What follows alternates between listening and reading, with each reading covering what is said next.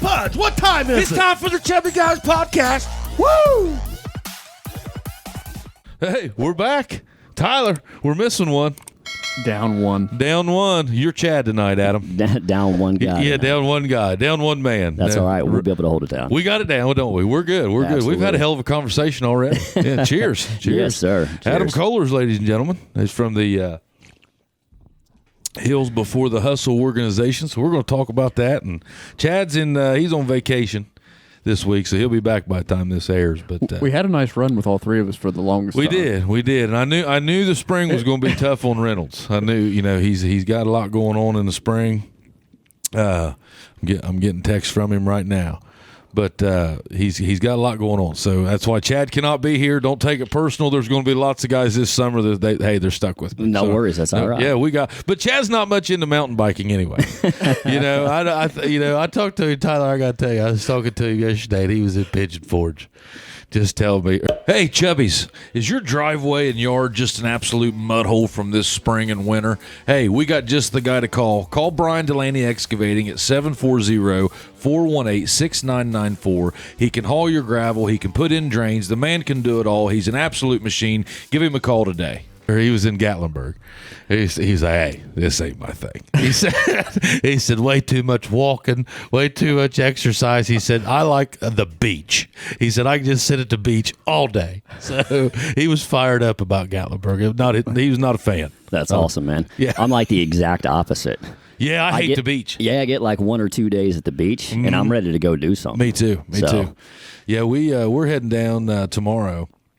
And we're going to spend a weekend there. We just had too much going on this week. I was going to try to go do some biking down there, but the only place that I saw that had biking, I called them. It was called something Trail Works. Okay. And it was it was closed. They don't have mountain biking anymore. Yeah, so we just got back actually from down around that area. We stayed down in Sevierville. Mm-hmm. And we actually is it Sevierville or Sevierville or what is that? So I called it Sevierville at first. Uh-huh. Some people said it was French and said it was Sevierville, and I've heard people. I kind of like that. Yeah, a little fancy. It's like Claremont. Yeah, it's Claremont. It's like drinking this Busch Light with your pinky up. That's right. Yeah. So, but I've been corrected to Sevierville many a time, so that's kind of where we stuck with it. But we went from there, stayed up in the mountaintop on an Airbnb, and then made the drive over to Wind Rock Bike Park, which is one of the top bike parks on the East Coast. They do like the Southeast Enduro races and everything like that. Okay. So all the pro racers come into that park, but that's over in Oliver Springs. So, how far away is that? I was looking for something like kind of close. Hour and 20 from Sevierville area. Yeah, that's too far. Yeah, it's a family getaway. I'm not getting intense. This is Easter. Yeah, I'll go out there and die. Yeah, Wind Rock's pretty intense anyway. Is it? Oh yeah. I'll just stay away. Is what you're saying? Yeah, you might be more safe to stay at the house with the kids maybe instead of hitting that one. Maybe hit the local bike park. Yeah, or bike path. Yeah, absolutely. So we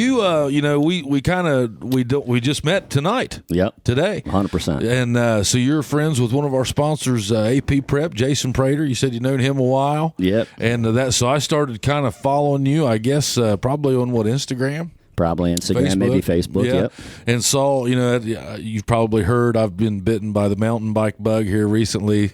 I'm one of those guys. I'm quick in, quick out, maybe, but I've always liked biking. Yeah. But I'm back in it. There you go. Okay. Very cool. Yeah. So anyway, I was like, oh yes, there's a guy who's mountain bike stuff. So I was liking every page that came across my feed there for a while. And then I noticed that I kind of started watching, and I realized you're from Chillicothe. Yep. And you started off. So tell me about, you started off this Hills Before the Hustle. So give me the whole rundown of it, man. Yeah, absolutely, man. So just like yourself, I started riding only about 4 years ago. So it hasn't been a real long period of time, but, got into mountain biking, got bit by the bug as well. From that point forward, I've been riding for about, 3+ days a week. Believe it or not, I started in the dead of winter, so it wasn't the most opportune time to get it done. And I got a funny story for you, actually, on the way I bought my biking gear in a second. But, from there we we'd get to the trails in the morning. I work in the professional environment, sales manager for Norse Toyota. Been in sales down there for about 10 years. You told me that you were the one that sold Eddie his vet. Yeah. How many mirrors did you have to give him? whatever he bought that. Did it come with X amount of mirrors? Yeah, it came with an extra 2 for the trunk. Yeah, Man. the only reason he likes that vet's because he can see himself in all that fiberglass there. That's awesome. No. I haven't seen him out in that vet. So you sold him that and what, a Jeep or the truck the other day? No, he got the Jeep elsewhere, but his some of his family's done business with me along the lines as well. So, but it's been interesting, man. So back in 19, like I said, we get to the trailheads about 7:30 in the morning. It started in 2019. Yeah. So we get out there early in the morning, man, before work and put it in. So you're showing up with your bikes at Great Seal Park. Yep. Which I think. Still this day, I've rode some places, and I just got back off this trip out west last summer, and I was kind of starting to dabble into the biking last summer, so I was hot on the bug, back then, and I was looking around. That's kind of what sent me into the bug, really, was I went out to like Red Rocks, and cool. out on the other side of Denver, and I was just seeing just all this activity, and the bikes were for real, and I got to looking at these different bikes now. Well, then I left Colorado. And I'm coming back to Ohio, and I realized that, Great Seal is not that far. Like, Great Seal is a pretty nice place to go. I mean, and as far as it's the nicest thing, once you leave here and you go west, there's really no hills. Yeah, it's pretty flat. We're blessed by having this range that sits right here. So we're a little biased as well. We believe that Great Seal is some of the best single track in the state. Is it? Yeah, man. I mean, for what I've ridden, there's some really nice spots up north. There's a place called Horns Hill that's located in Akron, Ohio. I was going to do that race last weekend. I just couldn't bring myself to do it. Yeah, you were going to do it in the expert division, huh? No, I was going to do. They had like an amateur or whatever. Yeah, novice. Yeah. Yeah, and I called Jubal and I was like, "Should I do this?" He goes, "Yeah, I got to do it." That's awesome, man. I got killed? No, probably not. I mean, it depends on what division you would have been in. So if you would have been in the novice division, you would have rode some of the backside. I'm going to show up all fat like this. You know what division I'm going to be in. They're going to put me down there with the grandparents. Yeah, that's awesome. That's where I want to be. Yeah, no, that place is actually became kind of like a second home for us, to be honest with you. So Great Seal is more like a single track, okay? Okay. Really, really good trails that are out there. I think that, Great Seal... Kind of dangerous. It's definitely a little dangerous. If you haven't been on a bicycle in a while, I wouldn't recommend it unless you're going out with somebody that's been riding. But as far as how steep is Great Seal like compared to like that Horn Hill? Horns Hill is about the same elevation level as Mount Ives, Mount Logan. Everything's about 1,000 feet, 1,100 feet, give or take, depending on where you're going to descend from. The difference is the way in which the trails are designed. So at Great Seal, you got the single track. At Horns Hill, there's a lot of jump lines. So if you want to hit jumps, you want to send it big, things like that, a higher rate of speed because the trails are more flowy, more flow trail, more open. It's a really, really cool place to go train and get better at riding the bike. You come back to a place like Great Seal on the single trail and you can just whip it through. Yeah. And it's a completely different game. So Great Seal, I mean, that first hill coming out of the parking lot, I mean, I still can't make it all the way up at the switchback. Oh, the switchbacks. Yeah, whenever you go to the switch, and I can't do that yet. Yeah, but I'm getting there. But man, what a workout that Have you been up the other side on Skidder? No. Okay. No, the only one I've done up there is I go to switchback, and then it doubles back into a bunker hill. Bunker. And then I just come back around. That's kind of been my loop. Yeah. But I've only been there probably 4 times total. Okay. We got to get you out more. Yeah, I go to Bob Evans some, which Bob Evans is right here. You know, it's like 15 miles away probably. The trails or the restaurant? Both. Yeah. He gets his biscuits and gravy, and then he hits the trail. Is right there by the restaurant. It's right directly across the street from the restaurant. They took the old horse trails and made them mountain bike trails. Okay, yeah. No more horses allowed. Yeah. Do you know what the name of that trail system Bob is? Evans Trail. Okay. Gateway. Gateway. Yeah, okay, that's what I thought it was. Okay. I always call it Bob Evans, but it's Gateway. Yeah, I like it. Okay. It's pretty like short and technical. Like it's not real flowy, I don't think. Have you ever been there? No, not yet. It's and there's some jump stuff that you got to do. There's always a way around, I think. Yeah, they're always trying to make a safe path for people that don't have the skill level. Well, or haven't gotten that's no joke, man. You know? Listen, man. Yeah. I mean, I don't care what anybody says. It's scary, man. And, like I said, that place has became kind of a second home, actually, during the race weekend. So two of the riders I actually sponsor in that ride for the syndicate portion of HBTH is Tommy Pellet and Cameron Reagan. Tommy won first place in the expert men's division, and Cameron came in second. And then Tommy last year as well ran through the Funduro series, which runs through the Central Ohio area through Combo. But I sponsored, that race event over the weekend. We sent up about 150 beer koozies, the black and the orange and the camo and orange, and also sent up like 200 free beer. So they were handing out free beer and free HBTH can koozies. Was your beer colder than this? I don't know. It may have been. I honestly wasn't there. I was down in Tennessee at Windrock, but I would imagine it may have been. I thought you was going to be at that race. I figured you'd be there. But so let's go back to HBTH. So you and just a group of buddies started riding Great Seal Park. In the mornings before work. Yeah, man. So basically, what we do is we get out there. Be early morning. Like I said, we started in wintertime. So I mean, you're talking about 20 degrees, 30-degree mornings. We get out, map out where we were going to go. We put in 5 or 7 miles. Back then, we were running analog bikes. And which is pretty tough, which is, standard pedal bike without an e-bike. Yeah. Yep. And we get out there and ride, man. We put it in for about an hour and a half, sometimes 2 hours, rush home, shower, and right back to work, man. We worked 12-hour days at the time. So, it was a lot, man. And it was how it kind of got balanced in between the hills and the hustle, if you will. So you were just tagging like on Instagram? At the time, honestly, I wasn't on Instagram at all. That's just kind of Facebook? A new thing for me. I'm kind of old school. But, it was Facebook, just hashtag HBTH or hashtag Hills Before the Hustle. That's just you and your buddies coming up with a thing. Yeah, it was actually something that I just came up with, by being out on the trails and, showing up early and putting it in and getting it done, man, before you get to the, the hustle of the everyday. You know, we live behind a set of rules, every single day, but there's something special whenever you get behind, the handlebars on the bike and you're out there in nature. Yeah. You're kind of alone, while you're there.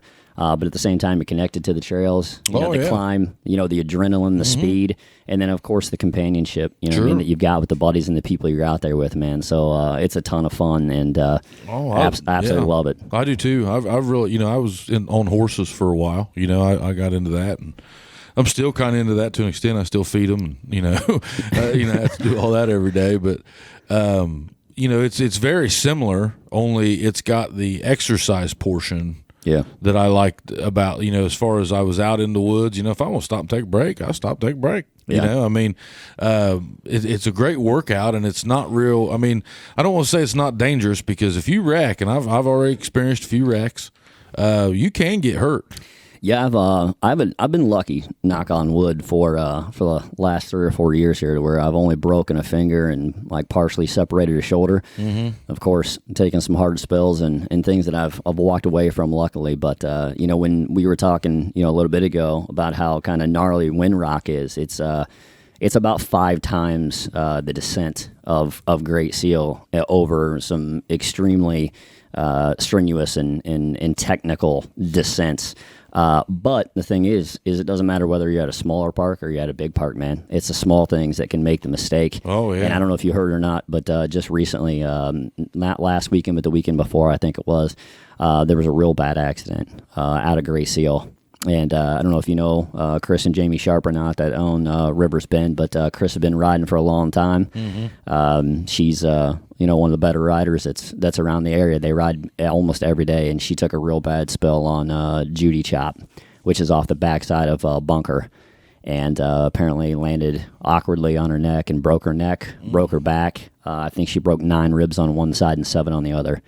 So she's been going through it. I think she's had a few surgeries and some rods put in her back and things like that. So it's definitely not for the faint of heart, but well, it's how much you want to push it. It's exactly how far you want to put it. But here's the deal: it's the way I've always been. If you're not out doing something, you're not experiencing anything. So you can either be on the couch or you can be out there. Yeah. So. Even if it was hiking, I mean, just the trail systems in general that we have to offer down here is just incredible. I think I'm in the woods a lot, and this area here is just it's something that I think we underappreciate, because like I said, I didn't notice this until I was 40 years old and I went out west.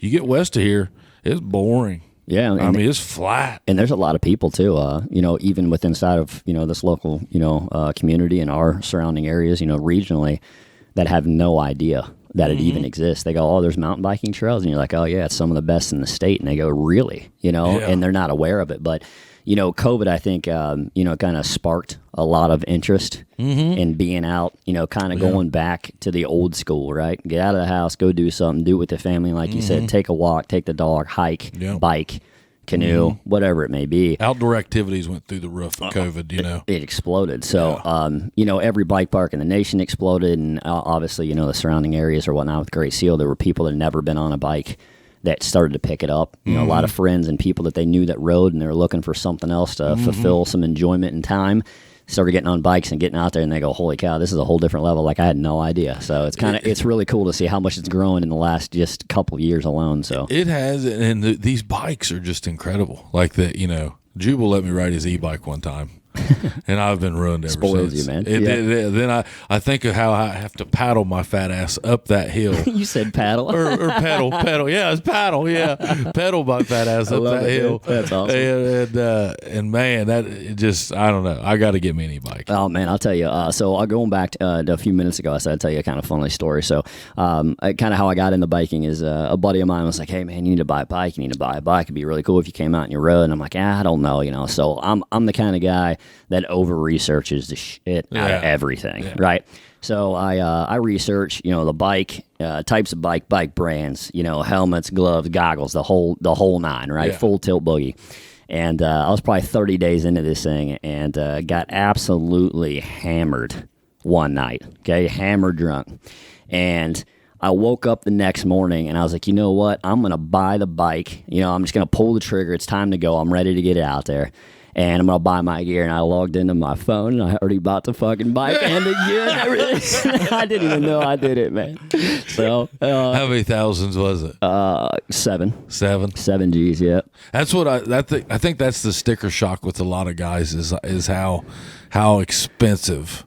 Yeah, I think it took me being hammered to spend $7,000 on some biking. I haven't spent that much. I haven't spent that much on it. I thought I was doing good with the daggone $500 bike. Yeah, and that's it's it's expanded from there because I have the analog still, but I also have an e-bike. That I ride. But I ride. What kind of e-bike are you riding? So I ride what they call an Orbea Rise. Okay. A little bit different technology than with what you were talking about with like Jubal's e-bike. Basically, the pedal assist, like with Jubal's bike, is no matter what you're doing, the assist is basically the same. On the Orbea, it's about 10 pounds lighter, which is nice because it's more flickable, and obviously, you got more control of the bike. In my opinion, for me, I'm kind of a small guy. And then it's got what they call rider synergy technology in it. So basically, what that does is whatever the rider input is what the rider is getting back from the actual motor. So it's real nice. So you can actually control the climbs and, the speed and the newton meters that's inside of it. So it sounds like higher. you're saying that if you go slower, it goes slower. That is correct, which means that there is more work that's involved. But to your point earlier, you get the workout in still, and whatnot. But when you're in the flat sections, you can make stuff way more fun. Oh, yeah. Whereas you start to get exhausted from the climbs, you get to the fun stuff, and you're... Where with the other one, it'd almost be in a freewheel at that point. Yeah, it is. Yeah. It's 100% freewheel, and the speed increases at that point. So the thing is all... Where if you're putting in a hard pedal, you're in, ninth gear cranking along. Rock and rolling, dude. Yeah. Yep. Yeah, I see your point now. Yep. So it spoils you. Oh, yeah, I'm sure. Anything would spoil. After now, I saw the guy that I bought my bike off of earlier today. Shout out Tony Thorne, he's probably watching. I said, that bike's going to get me through this year. And then I said, I've seen enough of them now. I'm going to have to. I'm going to have to get another one because, man, Tyler, have you got into them, these full suspension bikes? Have you ever looked at them, just priced them? Mm-mm. It's unbelievable. Yeah, I mean, I had a sticker shock same way. I mean, but they're so nice. Oh, it's unreal. I mean, you look at coils from Air Shocks, and I mean, you start looking at $1,200 and $1,300 for a rear coil. Yeah. Front suspension or forks. You know what I mean, or $1,000 to $1,200. Well, so wheels are. And a lot of guys are thinking, they're thinking of back whenever we were young riding a bike. Yeah. Okay, and then they would just have to get on a new one, and it's no different than getting in the top of the line car back then versus the top of the line car right now. Yeah, you sure. know, it's the technology has just went up with these bikes. I had a Giant that I bought back in like 2008, somewhere around there. Somewhere in that area, and I had it and really thought I had a nice bike. You know, I'd went out and got me a Giant. Yeah. You know, and boy, it took me about one trip in the woods to realize that wasn't it. You know, and I thought if this is what it is, I can't do it. Yeah, exactly. You know, yeah, there's no. It's that big a difference. Yeah, you know. Yeah, it's incredible. Yeah, it's amazing how technologies came along, man, and made everything just so much better. But yeah, to back in the 08 time frame, that's kind of how I was when I first got on the bike. Yeah. You know, I was fit in a different way. I used to hit the gym and work out like 5 to 6 days a week, but I was, you know, more weight driven and, you know, building muscle, but not cardio driven. And I remember when I got on the bike, I rode up the switchbacks. Yeah. And I went around about 3/4 of the way from Bunker Hill, man. I was off the bike dry heaping. I was like, oh my God, Yeah. what have I got myself into? You know what I mean? Ain't no shame in my game, son. I'll get off right there. I'll walk it. I'll walk it out. Yeah, I'll walk it out. Yeah, they do a big deal to me. I'm not into the fitness part of it at all. I just like to be outside. Yeah, it's cool. And I like the exercise portion, you know, but it's a cool way for me to see the woods, and I just like being outside. Yeah. But I've give up on fitness, man. Hell, my name's Pudge. Hell, I'm embracing this shit. There you go, man. You got to live it now. I like going over to the boxing class the Prater did, but everybody's Just drinking watch. water. No, I go. I box. Everybody drinking water. I might throw down a Diet Pepsi or something. Oh, that's awesome, dude. Yeah, that workout's intense too. Yeah, that No workout's doubt. intense. Yeah, and I mean, you know, that was kind of what fired up the biking. You know, I saw Prater and those guys was doing it again, or they was starting to do it. Yeah. And I didn't know much about it living here. You don't realize that, you know, Great Seal is what it is, you know, and it's probably intimidating. But the thing you just got to do is just go. Yeah. And see what it is, and then, you know, see if it's something you want to get into. Yeah. You know, and there's the guys that look at me like I'm crazy, and for every guy that says I'm crazy, I get another guy that's like, man, I'd like to try that. You know, I didn't like jogging. You know, and if I don't exercise in some way, I just blow up to the point of just, it's ungodly. Like, you know, can't sleep. Just So, you know, the bike, I get a lot of guys that want to do it, you know, for the exercise. Yeah, it's very similar for me as well. I mean, I hate to run. Yeah, so for me, boring. it's like that is my exercise. So I'll still go to the gym, work out, you know, and keep the fitness on that portion of it. But the majority of it comes from the bike. Well, now I'm working out so I can bike. Yeah. You know, it's like, okay, is this good for my biking? You know, because I really enjoy it, man. It's nice to get out in the woods and just, especially like in the fall before all the leaves fall. Yeah. You know, because I don't like it after the leaves fall. Before it gets real dangerous. Yeah, those leaves on the ground, man. You get some wet leaves, man. You can get real slick real fast. And you just can't see what's in front of you, and I don't know. Yeah. Did you do much in the snow? Have you done much in the snow? Yeah. I've done it. I don't care much for it. Yeah, you know, the first couple of years, like I was telling you, I kind of started in the wintertime, which wasn't the smartest idea, especially not having any bike skill at the time, you know, other than the fact of, you know, riding a bike when you were a young kid. Yeah. But, you know, as I've kind of progressed, I've gotten away from that because it's not necessarily the smartest idea. Yeah. You know, some people ride them on like fat bike tires or fat tires. That might be a little bit different, but I mean, going out with a standard, you know, full suspension mountain bike in the snow and trying to rip it down a hill is probably not the most brilliant idea, but I've definitely done it. So as you can tell, I don't make the best decisions sometimes. Well, you've dealt with Eddie. That was apparent right off the rip. But it's pretty cool stuff, man. I really enjoy it. It's been good for me. It's like I said, it's a great way to see the woods, great way to get outside. I'd recommend it to anybody. Yeah, and the cool thing, you know, for me too, is like, you know, once you kind of get out there and you get involved in it, and again, you know, the people you meet, the community that's, you know, around it, there's a ton of it, especially in this area, and obviously it's growing throughout, you know, the Midwest, which is really cool. But the next step for me is you know, tagging up with some buddies and whatnot, and you know, taking a couple trips every single year. Yeah. So we carve out time to not only do it here, but you know, we've done it in Brown County, Indiana, which is the largest state park in Indiana. They got some really good riding. It's only, you know, about 3.5 hours from here.